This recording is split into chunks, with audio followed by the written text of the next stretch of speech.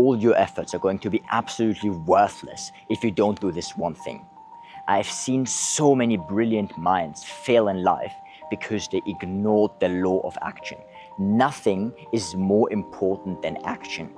All of the courses you bought, all the education you got, you went to uni, to school, whatever it is, all of it is completely worthless if you don't actually utilize this knowledge. Many years ago, when I was reading book after book, I read hundreds of books when I was 15, 14, whatever. I read hundreds and hundreds of books. And one of them, which was Rich Dad Poor Dad by Robert Kiyosaki, actually pushed me to do this and to apply this one important law of taking action.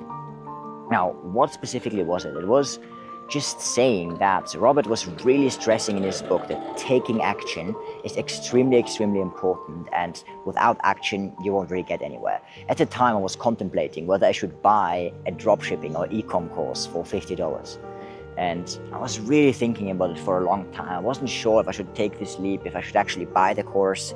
Maybe I could get the knowledge for free somewhere, just watching YouTube videos, etc. And yeah, at the time, $50 was a lot to me. Yes, there was a time when I didn't have as much money as I do right now. But I wasn't really sure, okay, should I do it, should I not do it? And then I just kept reading the book, Rich Dad Poor Dad, and eventually came to the conclusion, if I want to do something with my life, I actually need to start, take the first leap, buy the course, whatever it was, and just get into it, regardless of what the potential outcome might be. Well, do I regret buying this course? Hell no. I mean, it was the best thing that ever happened to me. Why? It didn't teach me how to make tens of millions of dollars dropshipping, right?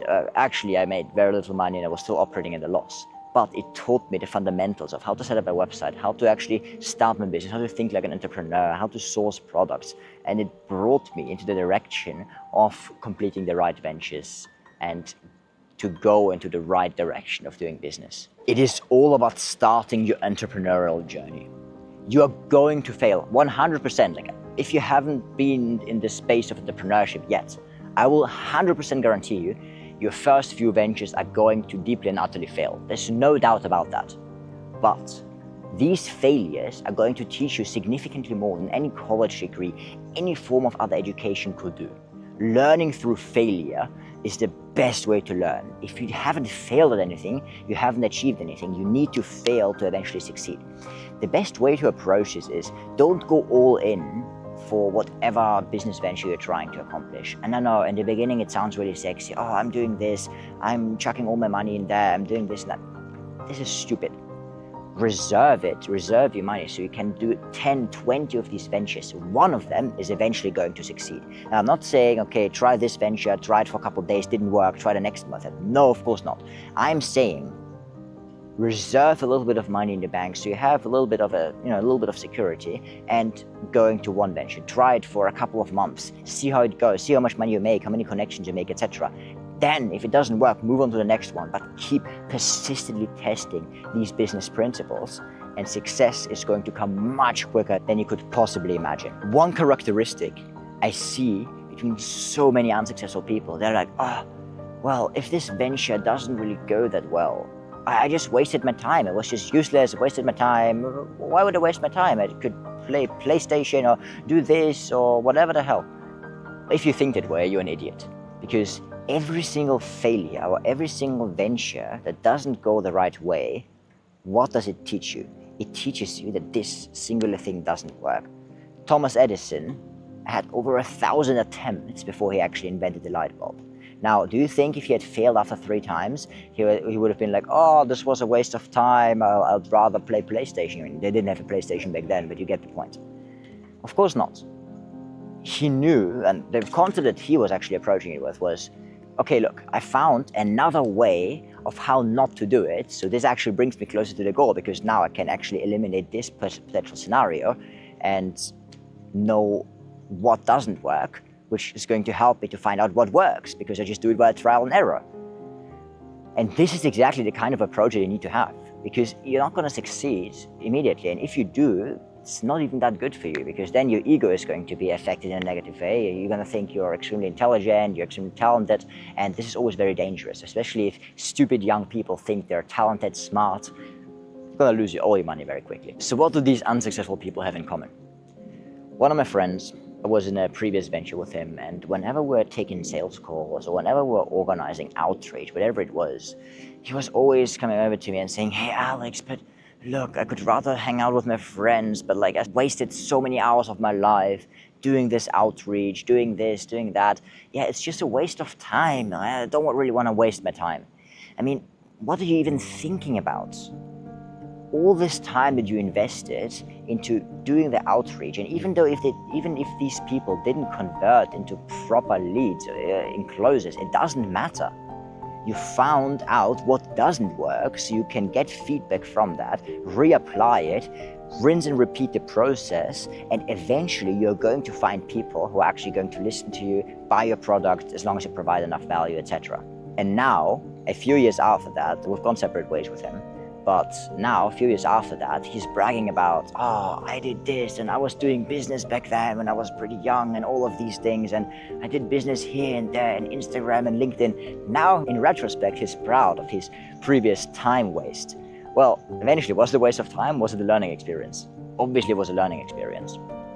To put it even in a much, much better way, for one of my agencies, I was jumping on calls with a guy. It was at least 5 calls, maybe even 6 calls.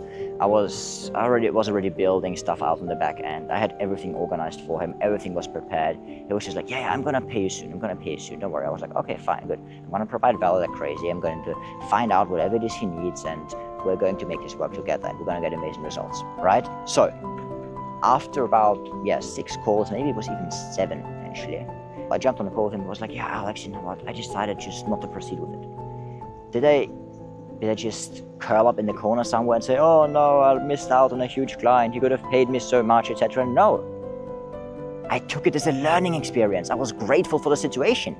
I mean, I learned so much from that. I learned, okay, if I were to apply the same concept that I used for him, for every other person, for 10 other people in the niche, at least 9 of them, if not more, if not even 10 would close. I mean, depending on your niche, your sales skills, etc., it would be 95 to 97%. If you actually go this extremely high value approach, you're going to be able to close essentially anyone. So it was a free lesson, like a free course. I didn't even have to pay for it. I only paid with my time. And I got the best possible lesson of what objections could come up, what questions a prospect might ask, and what kind of red flags, when I was talking, what kind of concerns they were sparking with potential clients. So this is exactly what showed me, okay, you just need to fail, and failure is normally the cheapest and best and quickest way to actually learn, get constructive feedback, and improve. And now, by utilizing this same strategy, I can say that I'm financially in a very, very good spot. But you have to keep in mind, there's always outliers, but you need to capitalize on the outliers. You need to learn from them. If you can close them, fantastic, close them, wow. But it's not that much about closing them and making this short-term money. It is about generating a cash-producing machine. This is what you need. Majority of the successful entrepreneurs I know, they are not after the money. I mean, the money is a major incentive, right? But they are building a concept. They are building a system that allows them to consistently generate cash. Whether it's entrepreneurship, trading, whatever it is, they are not looking for the short-term buck. And this differentiates rich people from broke people as well. Broke people have this short time horizon, couple of days, maybe even a couple of hours. Oh, I want to get that. Okay, perfect. Let me get it. Rich people, they're thinking very, very, very long term. And they know, okay, any failure that I have right now is going to be a learning experience for me to utilize that in the future and to capitalize even better. More than 100 years ago, there was a young man, very ambitious young man, who went into the insurance business. And he went to the office and said, hey guys, you know what? I'm going to sell 30 insurance plans within the next month, one day. What did he do? He sold 29 in the next month. However, there was one prospect, one extremely annoying prospect who just wouldn't close. He tried everything. He went over to him several times, invited him for coffee, whatever it was. He just didn't close the deal. So the next 30 days after the initial month, the next 30 days, he just spent the entire month on closing this guy. Remember, I'm not saying trying to close, I'm saying closing this guy, because he was actually building this subconscious rapport. If you see a person's face 8 to 12 times, you just can't stop actually interacting with them. You just get this subconscious connection, and you essentially can't resist when it comes to closing the sale eventually. So what did he do? For the next 30 days, he was just essentially haunting the other guy. He was at his office essentially every day, talking to him, blah, blah, blah. So, did he close him after 30 days? Well, let me tell you this. After 30 days, the prospect went over to him and said, "Hey, young man, what are you doing? Well, you know I'm not going to close a deal with you, so why are you wasting your time trying to close me? You know it's not going to happen." And then he said, "Well, wasting my time, what are you talking about? You have been the best teacher I could have possibly had. You came up with all the possible objections a client could have. You were teaching me so much, and I'm going to utilize this to close significantly more people. It's going to be amazing." The other guy said, "Hey, you know what? Your persistence, I don't really care that much about the insurance business or the insurance plan, but your persistence taught me so much for business, and it actually helped to improve my own business as well. So what I'm going to do for you is I'm going to purchase this same insurance plan that you tried to pitch for me for these last 60 days, and let's wrap up the deal." So not only did he close the guy, but he also developed a system that allowed him to become the best, and by far best, sales broker in the entire insurance business at his company. Well, and how did he do that? Through failure. And keep in mind, I'm saying failure right now, but the word failure shouldn't exist in your mind. It should only be temporary defeat. Everything that you don't manage to achieve in the short term is a blessing in disguise, and you can always turn it into something positive. Just keep in mind, temporary defeat instead of failure. I was talking about the exact same concept a couple of days ago with a German multimillionaire, and we were just chatting about this difference between making money quick, making money slowly, and sustaining the wealth. And I was like, yeah, any person is always the equivalent of the value he provides to society, and his bank account is an equivalent of that. And he was like, well, yeah, that's true, but at the same time, there are some people who make money very quickly, and by winning the lottery or picking the right meme coin, it skyrockets, you take the profit, etc. But these people who win at the lottery, or who make this quick cash with meme coins, what happens to them on a 5-year time horizon? Over 70%, and it's normally a lot more than 70% of these people, go bankrupt very, very quickly, and they end up with less money than they actually made from these meme coins or from the winning lottery or whatever it is. What does this tell you?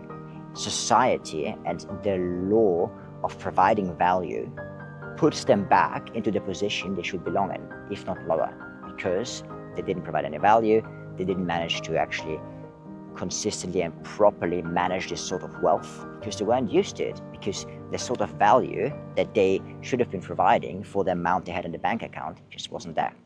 And this is where the law of providing value puts you back to where you belong. I was always telling everybody, hey, I'm going to be extremely, extremely rich. Now, and they were asking me, especially the broke side of people, right? Hey, yeah, you want to get rich, but like, what do you want to invent? What inventions do you have in mind? What else is there to invent? How are you planning to do that, right? It doesn't make sense. You need to invent something. This is the biggest misconception and the biggest barrier that really differentiates and really segments the rich people and the entrepreneurs from the 9-to-5ers and from the employees. So if you view everything like, okay, I need to build a business, if you view it like, okay, I need to invent something, you're on a completely wrong path. Initially, you won't be able to build your first business by inventing something. If you do, you're probably going to attract a lot of greedy VCs who are going to take majority stake of your company and completely obliterate you actually and hold you back from making any money from this business. Or you're only going to make a very, very small chunk of it. So for your first business, for God's sake, don't invent anything. You don't want to invent anything. The most successful businesses and the biggest businesses are actually boring businesses, whatever, waste management, or I don't know, organizing the infrastructure for a city, architecture, or whatever it is. It can be something extremely, extremely boring, but as long as it solves a real world problem, you're good. It doesn't need to be anything that's completely game-changing and transforms the world. Later down the line, once you manage to demonstrate your entrepreneurial skills and your ability to lead, your ability to actually coordinate people, coordinate human resources, then you can go into the way of, okay, yeah, you can invent this and that. Am I going to invent things in my life? Oh yeah, for sure I am, but not right now. Right now is the time to actually build a lot of successful and boring businesses and scale them up to the maximum possible extent. And that's what your job should be right now as well. Don't fall into the trap of thinking you need to invent something. The opportunities in business are infinite. I mean, there's solar, there's waste management, there's pool installments, there's infinite opportunities for you to capitalize on. You just need to find a niche, find a way to enter it with as little capital as possible, so you're not taking as much risk, and then just do it. And look, Mark Zuckerberg, he built tens of businesses that failed, right? And then eventually he came up with Facebook. I mean, he was building messages, he was building this, he was building that. None of it worked properly, and then Facebook suddenly took off. So I see that all these multimillionaires, all these billionaires, this one big commonality is failure. And if you're scared to fail, well, how are you going to succeed in life? Because failure is what builds a man. Diamonds are made under pressure, right? So you need to make sure to be willing to fail and constructively learn from it. Go into the right direction, get yourself a mentor or somebody who's better than you and just learn from them. Or maybe learn from your friends, somebody who's just better than you. I mean, I'm here in Dubai right now, and I'm learning from people who are significantly richer and more successful than me. And it just boosts and supercharges my progress in life. And this is exactly the same thing that you should do. I'm not saying, oh, you need to come to Dubai right now. No, I'm just saying surround yourself with people who are more intelligent, smarter, more successful in the realms of business, whatever it is, but just people who are superior to you in a certain way that you want to grow in. Eventually, it all comes down to taking action. You can fantasize as much as you want. If you don't put it into practice, you can have the best mind in the world. Nothing is going to happen. You're going to grow, you're going to improve everything if you take action right now. Whatever it is, just start slowly. If you need some music to get started, just do something. Whether it is posting content, whether it is taking your first leap, taking your first cold calls, whatever it is. And even if you're already a successful entrepreneur, even if you're already making enough money from a 9 to 5, it doesn't matter. There's always this one nagging thought, something that you think, okay, yeah, I should have done this a couple of years ago, but I didn't do it because I was too scared to get started, or I didn't know how to get started. Just get started somehow. There is no golden path of this is the step-by-step plan of how to make $1 million. No, that's not the way it works. The way it works is you just get started and learn along the way. I'm going to leave it with that. Make sure to put things into action, action, action. Action is key, and action is going to bring you to your highest dreams and is going to make all of this true.